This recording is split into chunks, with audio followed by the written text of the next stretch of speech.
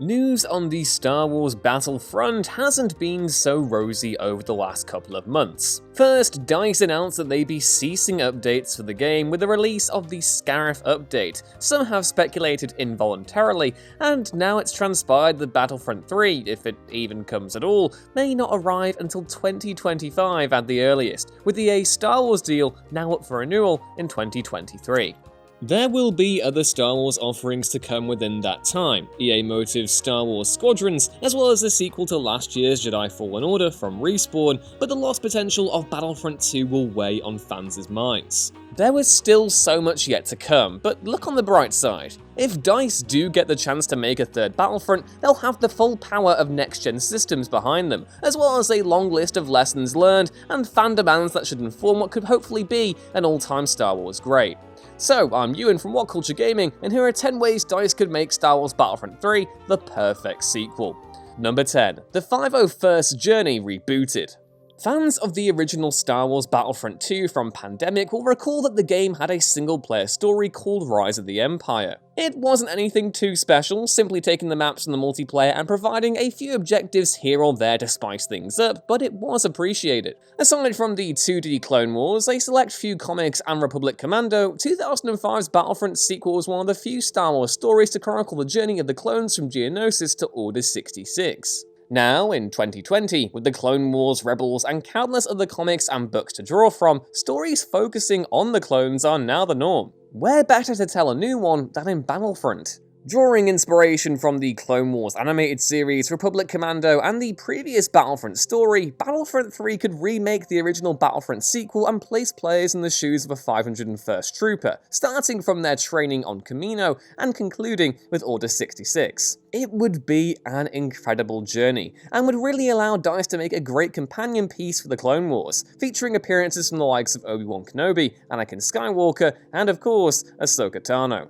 Number 9. Better support for Starfighter Assault. Battlefront 2 had a lot of great modes, with the flagship until recently being Galactic Assault.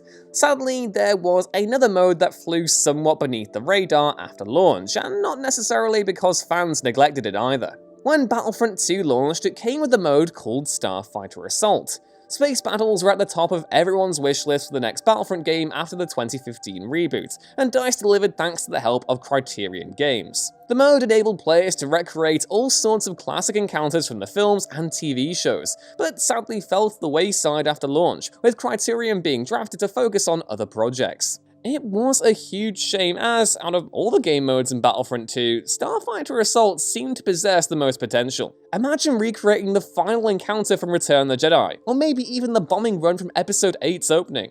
There are countless maps and scenarios that could have been added, and they should be a priority for the third game. Number 8. Battlefront 2's entire roster plus more. Battlefront 2's original roster at launch was a little on the weak side.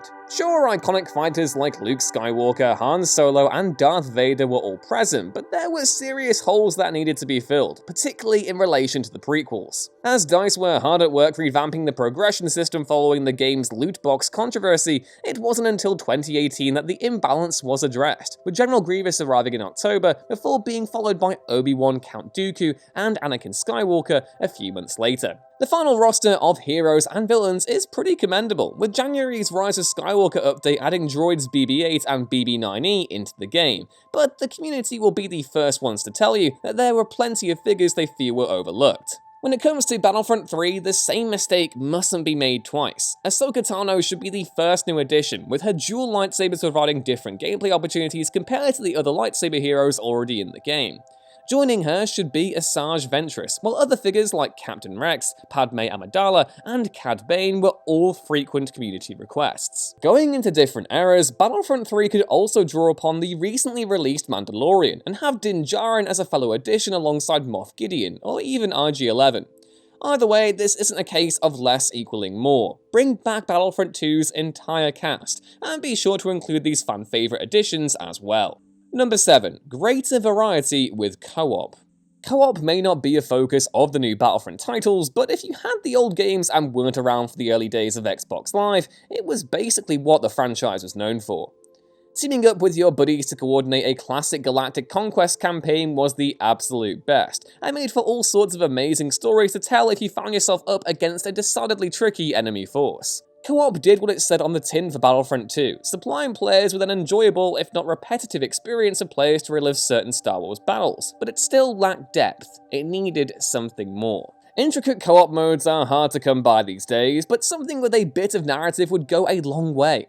Same goes for a mode that wasn't just attack/defend the objective. Give players something a little bit more intricate next time, and co-op could be a highlight rather than just a neat diversion. Number 6. Introduce an error log. This might be slightly pedantic or make or break depending on how hardcore you are about your Star Wars, but there was one thing that never ceases to frustrate about Battlefront 2. Error inappropriate characters and weaponry. Yes, I know I'm a nerd. No, I'm not letting this one slide. Galactic Assault was a great game mode sadly put out to pasture by DICE in recent months, but it also included a quirk that didn't really appeal to a lot of Star Wars fans, in that heroes and villains could be played in all maps regardless of error. That meant you could have Darth Vader fighting for the Separatists during the Clone Wars, or Han Solo fighting alongside clone troopers. It just isn't right, but it's a problem that stems deeper than just the game's heroes and villains. Battlefront 2 released with a dearth of weaponry for normal troopers, which meant that DICE ended up allowing every class to use weaponry from whatever the era. It might make sense for rebels to get their hands on Old Republic weaponry, but there is something extremely peculiar about seeing a droid shooting enemies with a First Order blaster. So, that means two things for Battlefront 3. Number 1, introduce an error log on characters and weaponry. And number 2, make up for the latter request by providing more blasters at launch.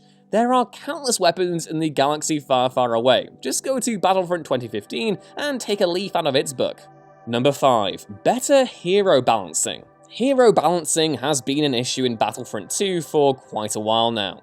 While the heroes work fine enough in regular game modes like Galactic Assault and Supremacy, their shortcomings grow more noticeable in heroes versus villains. HVV is one of Battlefront 2's most popular game modes, and also one of its most frustrating to play. Rage quitters are common, team balancing is a regular issue, and the gameplay itself can often prove laborious, with spawns allowing well-coordinated teams to isolate players quickly, and certain abilities providing an unfair advantage over other characters. There is the occasional well-crafted duel, where either player will emote to each other and engage in something genuinely quite cinematic, but all too often, matches can devolve into people spamming attacks and other special abilities, and oh god, Luke Skywalker is broken. First it was Anakin, now it's Luke. It's not fair, they're holding us back, and I'm not committing to this Anakin bit at all. Regardless, for Battlefront 3, DICE need to have a long look at how to finally balance their heroes and villains. HVV should be the funnest mode to play, but for the past 2 years, it's been anything but. Number 4, Coruscant and other fan-favourite locations. While Star Wars Battlefront 2 came with a great selection of maps high on detail and verticality, overall, the selection still pales in comparison to the first 2 Battlefront games from Pandemic. Changes to certain game modes meant that DICE couldn't successfully port maps over from the 2015 Battlefront, leaving out locales like Bespin and Selust from the sequel.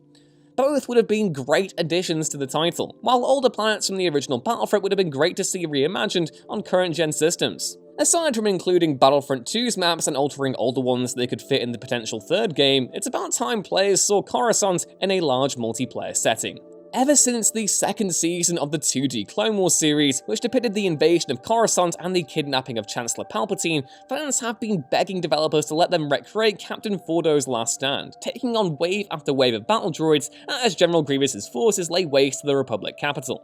It would be an epic confrontation, and if DICE were to tie Battlefront 3's story into Revenge of the Sith, it would be a must-have inclusion. Bonus points if you restore Fordo to the current canon.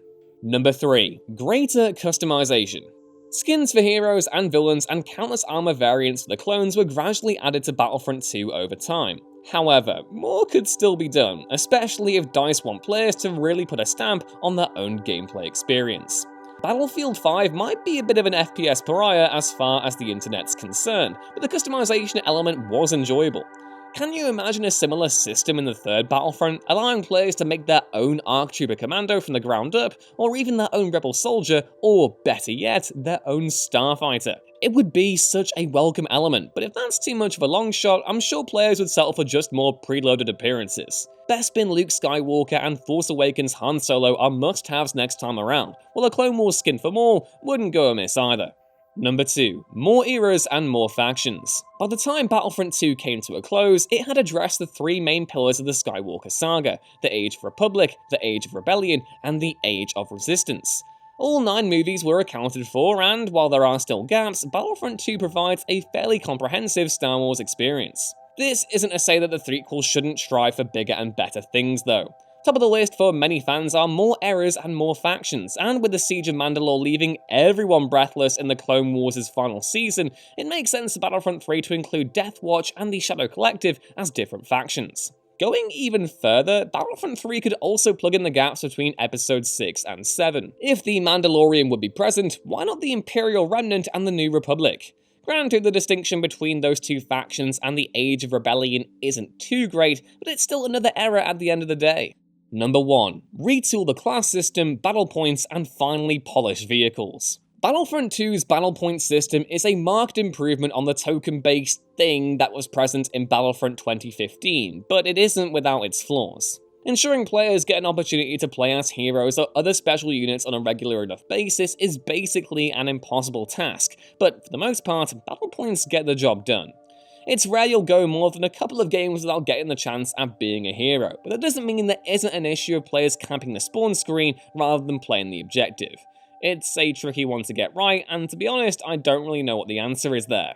Elsewhere though, Battlefront 3 needs to integrate its classes more fully. With Battlefield, there's a sort of inter-reliance between all the classes, bar those assholes who sit at the back of the map who think that the sniper from Saving Private Ryan or something, Jesus Christ, it's so annoying, but with Battlefront, players are encouraged to go do their own thing. The game needs more teamwork, and while there aren't easy answers, it's something to maybe bear in mind for the next title. Oh, and for the love of God, please sort Frostbite out. Hover tanks just clip and lag all the time on PlayStation, and it just isn't fun.